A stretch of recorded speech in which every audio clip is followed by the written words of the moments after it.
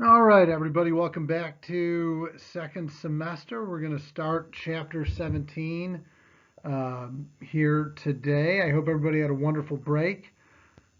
Um, everybody feels refreshed and we're ready to kind of get going on the rest of the stuff here for the semester. So, uh, this video is probably going to, I know I say this every time, but this video is probably going to be a little bit shorter because I'm only going to cover a little bit of stuff today. The other ones will be a little bit more. The plan would be have the chapter 17 quiz and packet will be due Friday. I'll put that up on Moodle so you can get it there. And we'll do the quiz then Friday. Um, I'll send you an email with stuff that you need for this week and just an idea of what we're going over here. So, yeah. So let's go ahead and kind of start talking a little bit about, and I'm probably going to be, I'm a little rusty after a few weeks, 3, 4 weeks since I've done one of these. So forgive me if I don't make sense. But of course, if there's something you don't understand, just go ahead and send me an email. So here we are, chapter 17, kind of starting the second half. What you're going to notice throughout, really starting now, is the emergence of the modern America. Okay? All we've talked about this year is kind of the paving the way for America to become the America that we know today. Okay? So we're after the Civil War, we're after all these major events. We've had immigration where more and more people are coming in to kind of fuel the Industrial Revolution and industrial growth. So starting with this chapter and a lot throughout the second semester here, you're going to notice that the tone of the textbook is very different in terms of the stuff that you're seeing is going to be more modern and more familiar, and that's because that's where America is at this point. So what is the time frame we're talking about here in chapter 17? It's a pretty wide one. There's stuff that are in this chapter that date back really the 1840s, but and as recently as like 1930. But what we're focusing on primarily is stuff that happens between about 1870 and 1910. So here we are into the 20th century. Mostly stuff that happens between 1870 and 1890. So this is kind of like a big time for America. We begin the 1870s as a emerging country in the world, as an emerging world power, but not a great world power yet. By 1900, America is right up there with the big boys, with the big powerful countries of the world, with the Germanys, the Britons, the Frances, and probably, well, not probably, definitely has the most industrial capacity of any country in the world. We don't have the power, so to speak, of some of these other countries, like politically and militarily, but industrially, we're the number one country in the world by 1900.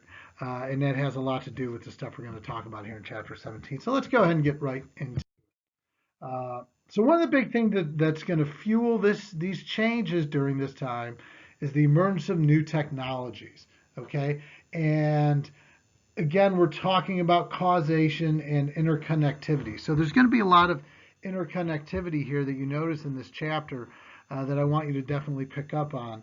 And certainly, if you have questions about any of this stuff, please email me and let me know. I know you will. So one of these big things that we start to see producing in this country is a massive growth starting in like the 1870s, largely, a little bit before, but mostly in the 1870s, of new industrial technologies. Okay? And this is going to change the way that really American people live their lives. We move from being an agricultural economy to an industrial economy. Okay, our economy shifts, in easier terms, our economy shifts from farms to factories. Okay, the world's economy has always been focused on agriculture and farming. We're seeing that begin to change here late in the 19th century. Okay, so what are some of these inventions, some of these new technologies that kind of start to change the way that we look at the world. One of them comes from Alexander Graham Bell, who obviously invents the telephone in 1876. Okay, now the telephone is a huge change. At first, it was called the talking telegraph. And again, this is another means, another way to shrink distance between people. I know I always talk about that. Here it is again, shrinking distance between people through the development of the telephone. And the telephone is really important for us today, because ultimately it's the invention of the telephone and the use of wires, telegraph or telephone wires that go up all across the country that ultimately lead to the creation of the internet. Later on, the creation of satellite, well, not after the internet, but ultimately the creation of satellites to send signals, and the modern technologies that we depend on today largely go back to 1876 and the development of the telephone. So the telephone is really, really important for our future.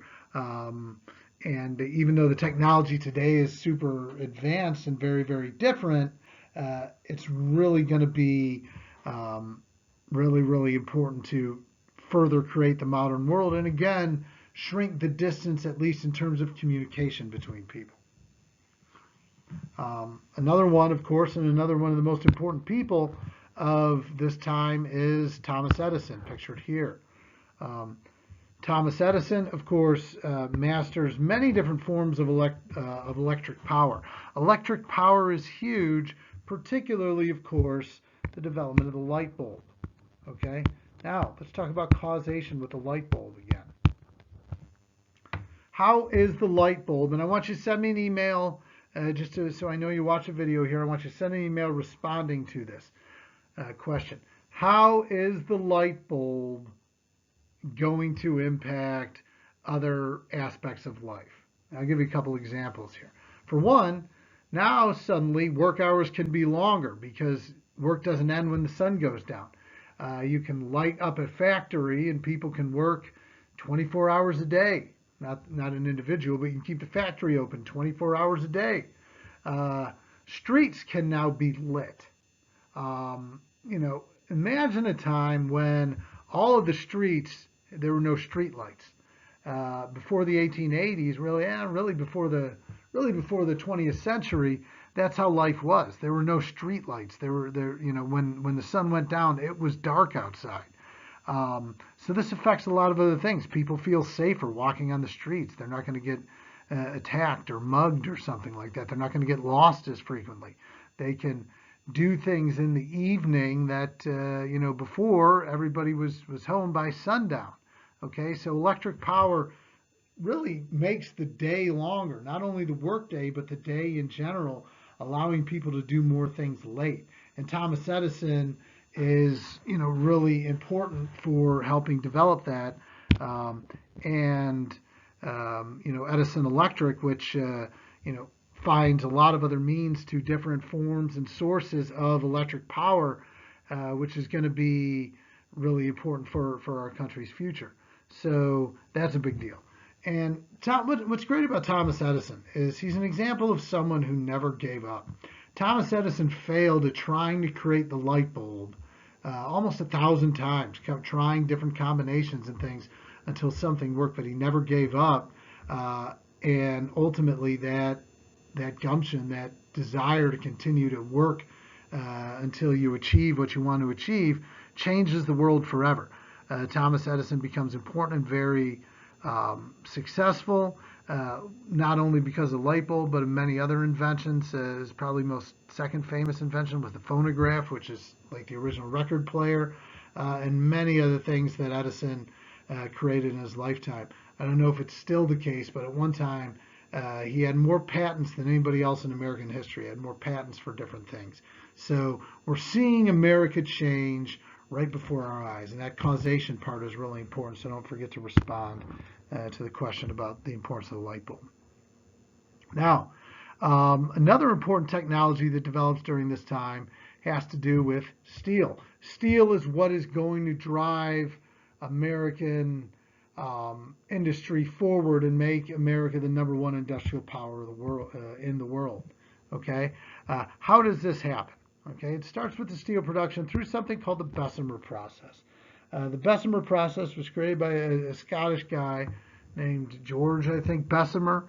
And basically, he created a way to pump air into molten iron to remove impurities. Uh, Basically, if you look at a piece of iron that's been molded into something like a sword or just a piece of iron, you'll notice that it's not smooth. It's got, it's kind of bumpy and stuff like that. That's because it still has impurities in it. Okay. The difference with steel is smooth because all those impurities have been removed. You have these huge blast furnaces that pump air into the furnace that push these impurities out and give you these big pieces of steel, okay, which can be used for a lot of things. They can help build things more effectively to last longer because the impurities are out of there, so they won't corrode so quickly. You can start to build upwards. This is what leads us to the creation of skyscrapers, because now that we have a better structural iron, we can start building skyscrapers. We can start building our cities upward. And that's another big transformation in our country that we're going to get into more really in chapter 18 of how America starts to touch the sky. America starts to become a different country. Cities that used to have buildings that were never more than 4 stories high, now we're building these massive skyscrapers and becoming really the envy of the world because of things we're able to do. Here's an image of what a modern steel factory looks like, and these are blast furnaces right here. What the blast furnaces do, basically all the smoke and stuff that you see up there that of course pollutes, is those are the impurities being pumped out through this Bessemer process, which still in one form or another is used today. We have these massive blast furnaces that push this stuff out of there, and it gives us the smooth steel that's used in building new buildings today, car parts, railroads, trains, planes, ships, all kinds of stuff. So huge change for the future and the betterment, really industrially anyway, and economically of the country. So a good time to start talking about how this new era is going to impact transportation, because that's a big part of it too.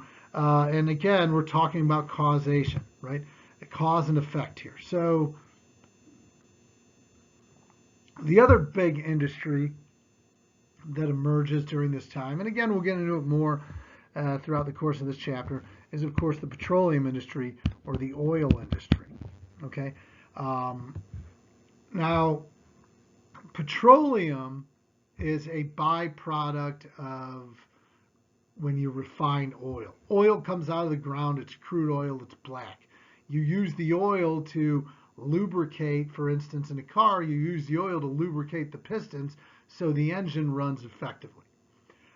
When you refine the oil, there's a clear substance that comes out of it called petrol or petroleum that ultimately is what's used to actually fuel the engines to drive our vehicles. So there's that big connection there between those two. Without not so much the discovery of petroleum, but I guess the discovery of refining methods, you have 2 products which are going to be incredibly important for the future of America, for the future of the world, that give rise to yet another industry, which is ultimately going to be the automobile industry. Okay, so we're seeing these connections happen, right? Crude oil comes out of the ground as a natural resource. It was used for lamps and things like that at first, but then people start refining it and using it as an engine, in part as a lubricant, again for the engine, for the pistons, but then also finding use for that petroleum that allows us ultimately to be able to invent the car, to invent the automobile, to invent and use flight. Obviously, we've got the Wright brothers down here. So again, cause and effect. All these, one domino needs to fall in order for the other one to fall, and people to find uses for these different things to propel America forward. Okay. So we're seeing this development. By 1893, the first automobile in America is created. By the early 1900s, you have several competing car companies, building automobiles. Now, obviously, at first, a lot of people didn't have, not many people had cars. Um, but it's still an industry, and obviously it's going to grow over time as it becomes affordable to more people, just like any other new invention. When computers first came out, they were expensive and not a lot of people could afford them. When DVD players came out, they were like $1,000 at first. Okay, but over time those prices come down, it becomes affordable, and it helps, again, drive our country forward through connecting different industries together to create new industries, new products, et cetera, et cetera. Okay, so one other big thing to talk about here is what we call what the book calls the science of production. And basically here what we mean are new production methods, through basically something called scientific management. Okay, so write that word down, scientific management. Which is the same thing as Taylorism.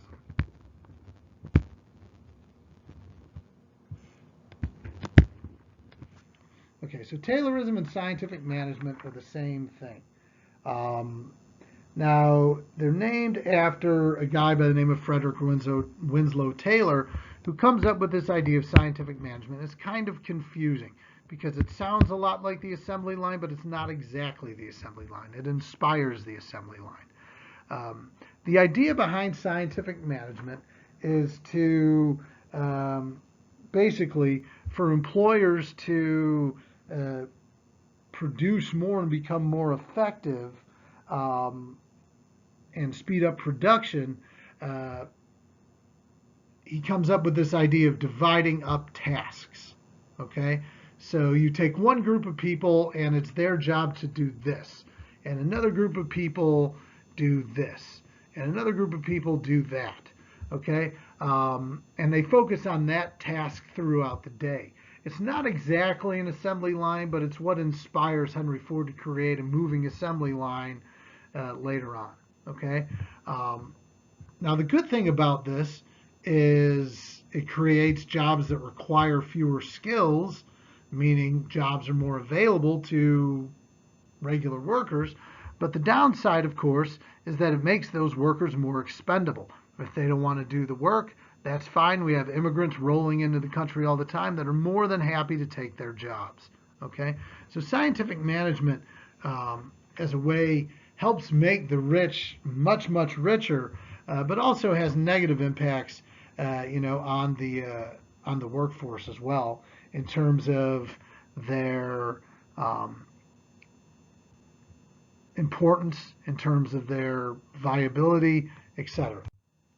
Now, in the long run, when Henry Ford develops this into an assembly line, it ultimately helps make products more affordable for people, meaning people can buy cars now, which before were only attainable by the very, very wealthy. They make it more attainable for average people too. But then there's the negative side that comes with this concept of scientific management on the workforce. Okay, again, they're easily replaced. The jobs are very mundane and boring, and skilled workers suddenly become less useful. Skilled workers are what we would call artisans, which we've talked about these people before. If you're really good at all the aspects of building a machine, that's great, but it's not going to be super beneficial because your job is only going to be one part of the task. Okay, and you're suddenly just as replaceable as the worker that only knows how to do one part of the task. And that's the downside of this concept of scientific management.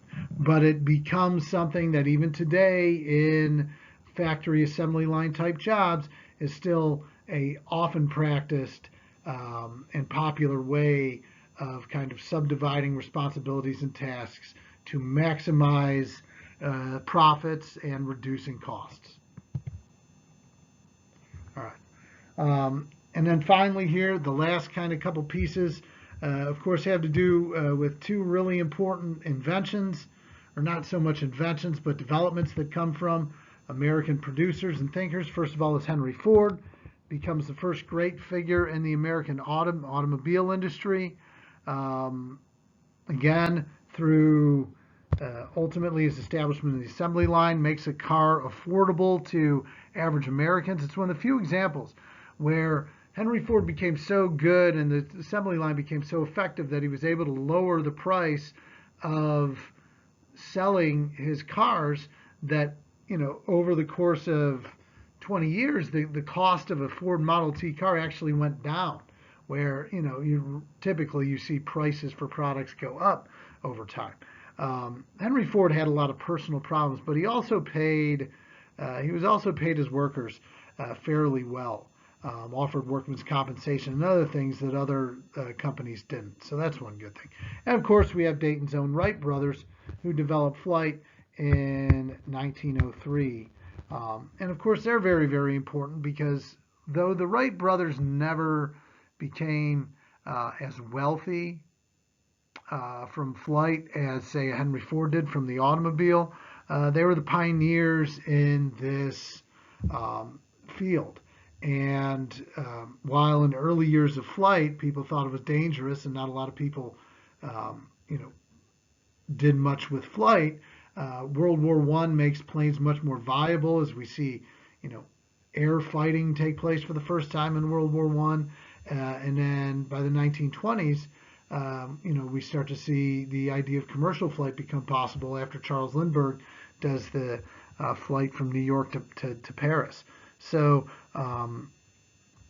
we see, a lot of these developments, a lot of important thinkers, people that were willing to be trailblazers and take chances to move the country forward, do these things, and help propel America into the future, which we'll continue to talk about in the next video. So that's it, and hopefully we'll see you guys all back live in school soon, and have a good night.